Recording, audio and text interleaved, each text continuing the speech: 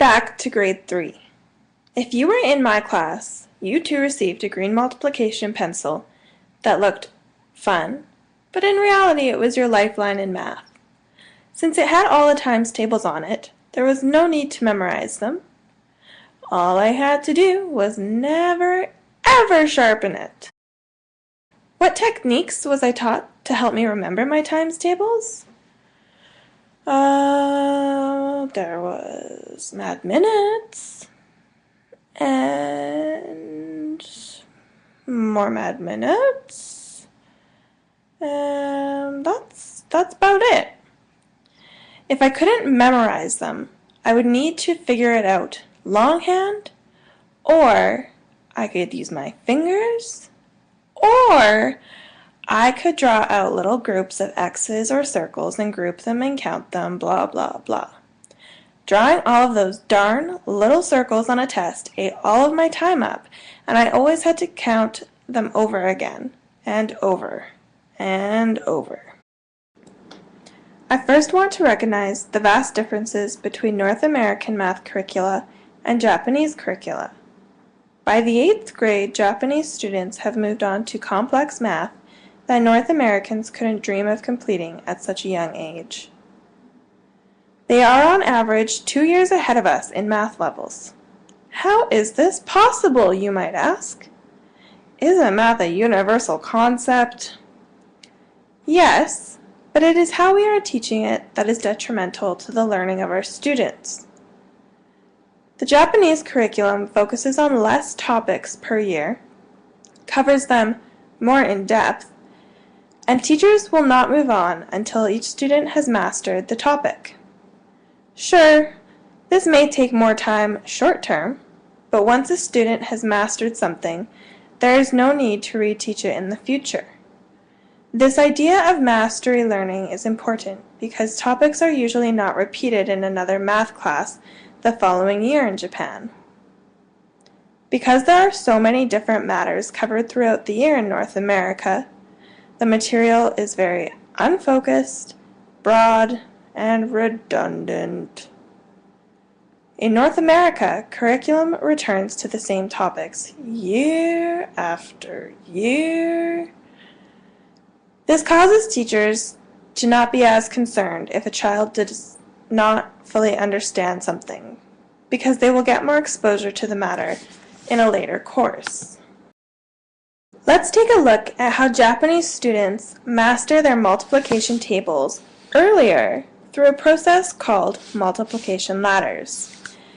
This technique can be used in a grade 3 or up class and allows for mastery of single, double, and triple digit multiplication. Single digit multiplication. Our first step is to draw the same number of vertical lines as the first number indicates, like so. Then, draw the same number of lines as the second digit in the equation, this time horizontally, like so. Notice that there are many points where the blue and orange lines, which represent the numbers in the equation, intersect. Circle these intersections and then count them. However many crossings you have is the answer to the equation. Double-digit multiplication. Like in the previous equation, focus on the first number. More specifically, focus on the first digit of the first number. Draw the corresponding amount of vertical lines for each of the digits in the first number of this equation, like so. Do the same for both digits of the second number in the equation.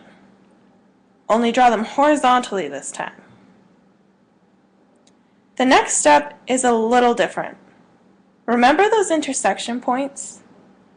We're still going to circle them, only this time we will group them diagonally, like this. Working clockwise around the drawing gives you your answer. Always start at the upper left corner and then follow the numbers in sequence. Now count how many cross points are within each group and write it outside of the circle or oval. Triple digit multiplication. Now we're getting into triple digit multiplication, and you're still following me? What? That's amazing, right? Just like in the previous questions, we will begin by drawing the appropriate amount of lines for each digit and the first number vertically. In this case, we will draw 3 separate sets of lines to represent the first number. Next, we will do the same for the 3 digits of the second number in the equation, but this time horizontally. The following step will make your paper look busy, so use numerous colors and write neatly so as not to confuse yourself. Again, group the cross points diagonally so that it looks like this. Once more, count the intersection points in each group and write it on top of the circle. Whatever numbers you've got is your answer. In this equation, the answer is 25,625.